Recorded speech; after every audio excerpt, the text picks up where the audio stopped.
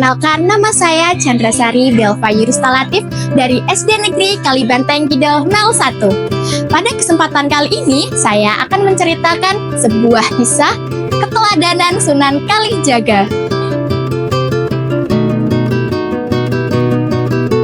Penampilanku kali ini sebagai keikutsertaanku dalam mengikuti ajang perlombaan MAPSI tahun 2024 tingkat Kota Semarang. Kisah ini menceritakan perjuangan Sunan Kalijaga yang menimba ilmu kepada Sunan Bonang. Semoga video ini bisa bermanfaat dan dapat menginspirasi teman-teman semua. Selamat menyaksikan!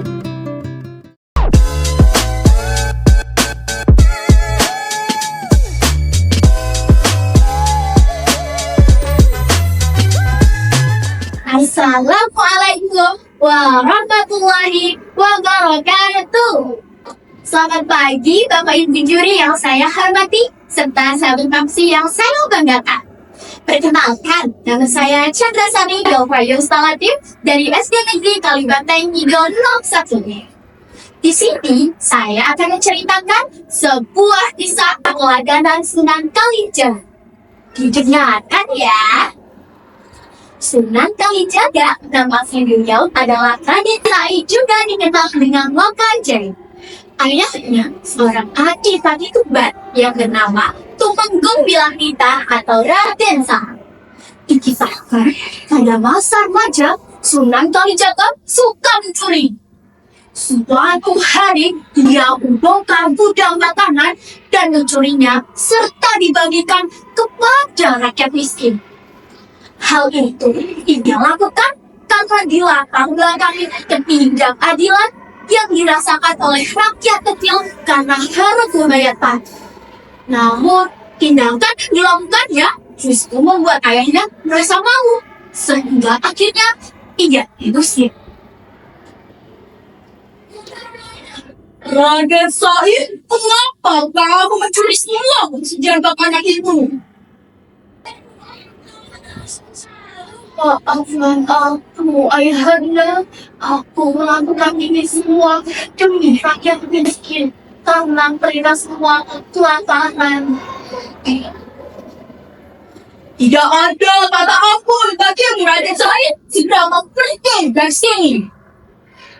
Suatu ketika, Lokajaya hendak mencuri tanpa diketahui. Ternyata orang yang menjadi sasarannya adalah Sunan Bonang.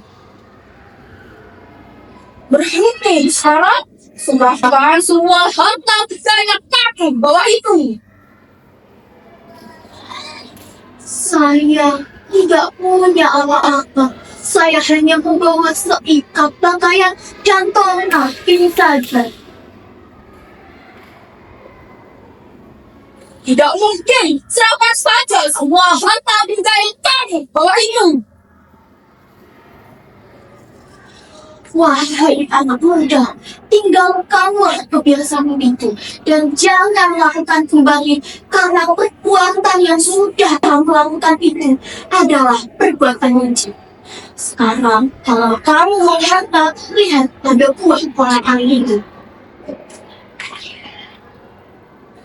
Seketika, Sunan Kalijaga melihat buah potongan itu dan subhanallah, atas izin Allah, buah kolang-kaling itu seketika menjadi emas. Sehingga ia terkejut. Lalu ia tertunduk dan bersimpuh di hadapan Sunan Bonang. Di sana, siapakah Anda? Saya minta maaf. Saya berjanji tidak akan mengulanginya lagi. Saya ingin menjadi muridmu. Kumohon di sana. Saya adalah Sunan Bonang. Kalau kamu ingin menjadi muridku, kamu jaga tongkat yang aku tanyakan ini. Tunggu aku sampai kembali dalam kerajaan Bima. Karena tekad yang bulat, Sunan Kalijaga siap melakukan apa yang diperintahkan oleh Sunan Bonang. Baiklah, Sana. Saya siap melakukan apa yang diperintahkan oleh Sunan.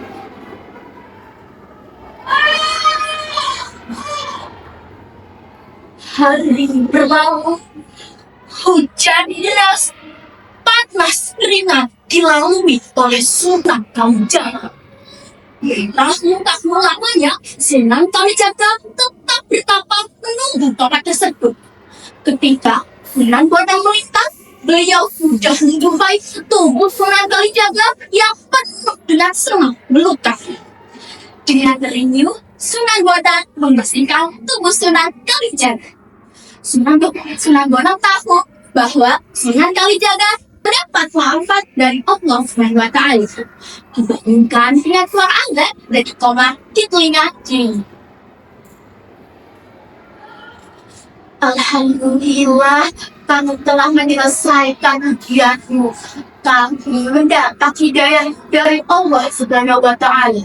Kamu akan menghadapi wali di Demak menjadi langsung. Setelah itu, Sunan Kalijaga dan Sunan Bonang pergi ke Padepokan. Di sanalah ia diberi ilmu hingga mengajarkan ajaran Islam di tanah Jawa. Dan cara dakwah beliau adalah dengan melalui kisah pewayangan yang diiringi dengan gamelan Jawa. Salah satu lembangnya adalah Turi Putih. Turi putih,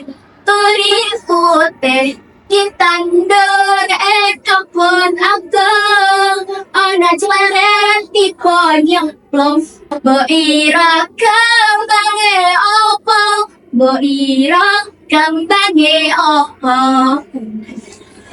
Dari cerita tersebut, kita bisa ambil pelajaran bahwa sikap dan tindak laku buruk yang ada dalam diri kita bisa kita rubah apabila kita mau dari dekat untuk merubahnya. Seperti firman Allah di dalam Al-Quran surat An-Nahl ayat 91. A'udzu billahi minasy syaithanir rajim.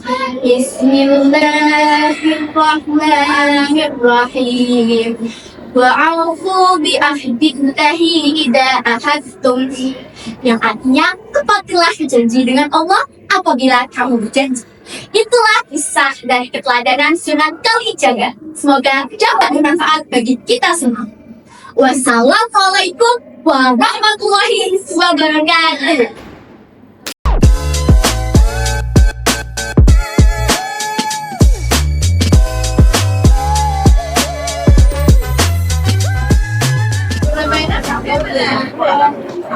Assalamualaikum warahmatullahi wabarakatuh. Waalaikumsalam. Selamat pagi Bapak Ibu juri yang saya hormati serta sahabat Papsi yang saya banggakan. Perkenalkan, nama saya Chandra Karin Bayu Instalatif dari SD Negeri Kalibanteng Tinggal 01. Di sini saya akan menceritakan sebuah kisah pelajaran Sunan Kalijaga. Didengarkan ya. Sunan Kalijaga, nama asli beliau adalah Raden Said, juga dikenal dengan Loka Jayanya. Ayahnya seorang adik tuber yang bernama Tumenggung Prihatina atau Raden Said. Dikisahkan pada masa remaja Sunan Kalijaga suka curi dan rampok. Suatu hari dia membongkar gudang makanan dan mencurinya serta dibagikan kepada yang miskin.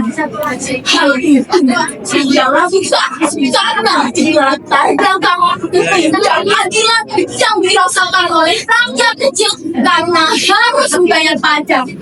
Namun tidak karena dilakukannya membuat ayahnya merasa malu sehingga akhirnya tidak diusir. Raden Said, mengapa kamu mencuri semua rencanakan itu? Maafkan aku, Ayahanda. Aku melakukan semua demi rakyat miskin karena mereka semua kelaparan. Tidak ada kata ampun bagi keluarga saya. Segera lakukan dari sana. Begitu tingkah, semoga saja hendak menjadi tanpa diketahui. Yang menjadi sasarannya adalah Sunan Bonang. Di sini bawah ada di sana. Apa semua harta benda yang kamu bawa itu?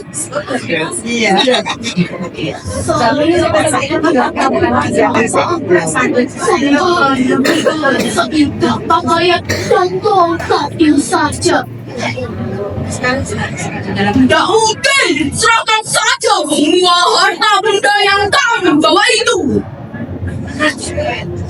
Wahai para muda, tinggalkanlah kebiasaan itu dan jangan lakukan kembali karena perbuatan yang sudah kamu lakukan itu adalah perbuatan ini. Karena kamu menghargai pada kedua kali itu. Seketika, Sunan Kalijaga melihat buah orang itu dan subhanallah, atas izin Allah, buah orang itu seketika menjadi emas sehingga ia terkejut. Lalu ia tunduk dan bersimpan di hadapan Sunan Bonang. Di sana siapa ada, saya minta maaf, saya berjanji tidak akan lagi. Saya ingin menjadi tapi Allah bisa tidak. Saya ada tangan dengan menjadi kamu jaga, tolong aja bagi macam ini. Saya ingin dari keluarga itu aja. Tak bulan Sunan Kalijaga siap melakukan apa yang disampaikan oleh Sunan Bonang.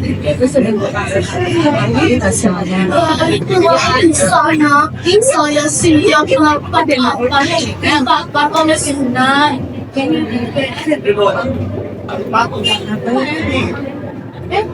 Hari berlalu, jalan panas ringan dilalui oleh Sunan Kalijaga. Bertahun-tahun lamanya Sunan Kalijaga tetap bertapa menunggu tongkat tersebut. Ketika Sunan Bonang melintas, beliau sudah menjumpai tubuh Sunan Kalijaga yang penuh dengan semak luka. Sunan Bonang membersihkan tubuh Sunan Kalijaga. Mengetahui bahwa Sunan Kalijaga mendapat manfaat dari Allah Subhanahu wa Ta'ala dengan suara adzan dari orang di telinga kiri.